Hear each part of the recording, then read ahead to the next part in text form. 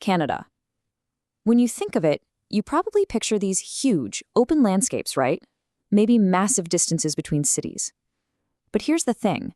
How did a place like that become one of the most diverse nations on the entire planet? Well, that's what we're going to do in this explainer. We're going to trace the wild 16,000-year story of how it all happened. I mean, just think about the sheer size of it. We're talking about the world's second largest country. It's a place that's defined just as much by its geography, the Rockies, the prairies, the Great Lakes, as it is by its people. The scale is it's staggering. And that really brings us back to the big question. How did this happen? How did this specific country get to be this way? Well, get ready because we're about to dive into a 16,000-year journey filled with migration, colonial showdowns, and a lot of compromise to figure that out. Okay, so to really get Canada, we have to throw out the idea that its story starts with European ships landing on the coast. No, the real story begins thousands and thousands of years earlier. It starts with the very first people who made their way across a land bridge from Siberia, back when a huge chunk of the world was still covered in ice. And this timeline, this completely changes the perspective, doesn't it? Long before any European even knew this continent existed, as those massive ice sheets started to pull back around 11,000 BCE, you already had complex indigenous societies thriving all across this land. And not for a few years, for millennia.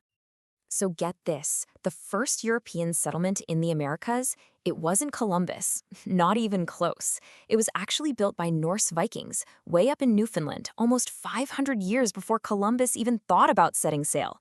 That's a huge piece of history that often gets overlooked. But what happened to the Vikings?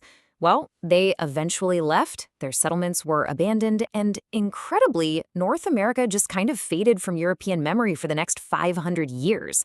But once it was rediscovered, it kicked off this incredibly intense competition between the superpowers of Europe. So on one side, you've got New France. Their whole game was built around the super profitable fur trade and making alliances with First Nations peoples. Then, on the other side, you have British North America. They were more focused on settlement, farming, and had a much bigger population base. For more than 100 years, these two powers were building these competing empires right next to each other. You just knew a major clash was coming. And that pivotal moment, the one single battle that would pretty much decide the fate of the entire continent, happened in 1759. British forces did the unthinkable. They scaled the cliffs right outside Quebec City, which was the heart and soul of New France. They met the French on the Plains of Abraham and won. And just like that, with that one victory, the dream of a French-controlled North America was basically over. So now France is out of the picture, and Britain controls this enormous chunk of North America. But just as they're settling in and consolidating their power, a revolution starts brewing just to the south, and that was about to change everything, all over again. You see, as the United States won its independence, a whole lot of people who were still loyal to the British crown decided to pack up and head north. This wasn't a small trickle, it was a massive wave of English-speaking loyalists, and their arrival completely changed the demographic balance, making the colonies feel much more British and even leading to the creation of brand new provinces. All right, so how do you take a bunch of separate, bickering colonies and turn them into a single country? Well, it really came down to 3 huge steps.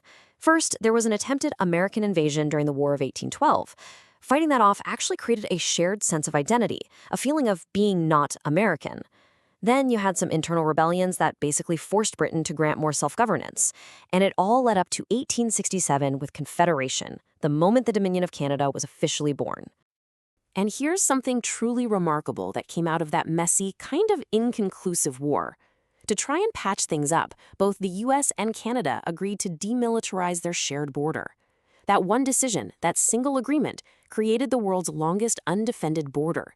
It's an incredible symbol of peace that's still in place today. Okay, so this brand new Dominion of Canada now has to face the 20th century, which, as we know, was turbulent, to say the least. And it's this period that's really going to transform it from just being a part of the British Empire into the fully independent, super diverse nation that we recognize today. World War I, what a defining moment. On one hand, Canadian troops earned this incredibly fierce reputation on the battlefields of Europe, which created this powerful surge of national pride. But back at home, the whole crisis over mandatory military service, conscription, drove this deep wedge between English and French Canadians, and that was a rift that would last for decades. Now here's a wild story. As World War II was starting, Canada was tasked with this secret, absolutely critical role. The thinking was, if Britain gets invaded, Canada is the designated safe haven. This led to a top-secret plan called Operation Fish. It's been called the largest transfer of wealth in history. So what on earth was it? Get this. Britain secretly moved its entire gold reserve and all its financial assets across the Atlantic Ocean to be stored in the vaults of Canada for safekeeping. In today's money, we're talking about a value of over $56 billion. I mean, that one operation just shows you the incredible level of trust there and the absolutely vital role Canada played in the war effort. So after the war, Canada's journey to full, complete independence was actually really peaceful and gradual. It happened in stages. In 1931, the Statute of Westminster gave it almost total legislative freedom. Then in 1965, it adopted the iconic maple leaf flag, a symbol that was uniquely its own. And the final step came in 1982 when the Constitution was finally brought home, which severed the very last legal tie to the British Parliament. You know, this post-war era is really where the modern Canada we think of today starts to come into focus. There was a lot of economic prosperity, which helped build a strong social safety net, including universal health care. And at the same time, the doors were opened to new waves of immigration from literally all over the globe, which led to multiculturalism becoming official state policy. It became a core part of the country's identity. And that brings us pretty much to today. When you look back, Canada's entire history is really a story of constant negotiation, right? Between different peoples, different cultures, and this huge, often unforgiving geography. It's really an ongoing experiment. And I think the question now isn't just how this unique identity will continue to evolve, but a bigger one. In an increasingly fractured world, can an identity that's built on diversity itself actually hold together?